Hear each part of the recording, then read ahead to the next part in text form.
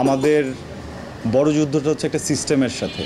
বাংলাদেশের প্রত্যেকটা মানুষের প্রত্যেকটা ঘর এক করে ফেলা উচিত। আমাদের এখানকার একটাই জটিলতা হচ্ছে আমাদের না আসলে মানুষের সাথে যুদ্ধ না, আমাদের কোনো মানুষের সাথে যুদ্ধ না, আমাদের বড় যুদ্ধটা হচ্ছে একটা সিস্টেমের সাথে। একটা সিস্টেমের কাছে আমরা গোলাম হয়ে গেছি। আমরা ধরেই নিয়েছি যে এই জায়গাগুলো এইভাবেই চলে, আমরা মেনেই নিয়েছি এই জায়গাগুলো এইভাবেই চলে, এই জন্যই আসলে এই জায়গাগুলো এইভাবেই চলে। যেই দিন আমরা এসব মেনে নেওয়া বন্ধ করে দিব সেদিন থেকে সিস্টেম চেঞ্জ হয়ে যাবে।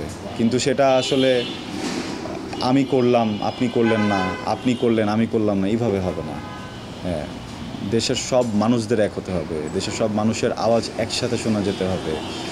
এই জায়গাটাতে কোনো রকমের কম্প্রোমাইজ চলবে না, এই জায়গাগুলোতে দলাদলি চলবে না। হ্যাঁ, মানে মানুষের জন্য মানুষের থেকে বড় কোনো দল হতে পারে না। সব মানুষগুলো যখন একত্রিত হব তখন হয়তো বা সিস্টেমটা চেঞ্জ হবে। আমি জানি যে এই কথাগুলো বলা আসলে কঠিন। হ্যাঁ, কথাগুলো আসলে বললে অনেক ধরনেরই রিস্ক থেকে যায়। হ্যাঁ, কিন্তু তারপরও আসলে দিন শেষে তো আমি রিস্কেই আছি, তাই না? মানে কখন পৃথিবী কোন অবস্থায় আছে, কখন আমরা কোন অবস্থায় আছি, কখন দেশ কোন অবস্থায় আছে বলা যায় না। জায়গাগুলো খুব বেশি তো সিকিউরড না।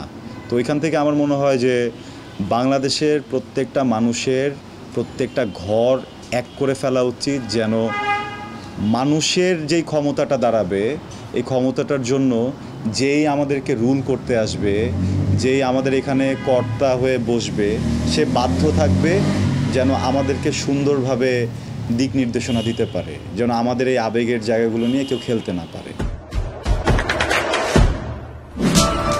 দেশে দেশে সবার সাথে দ্য নিউজ।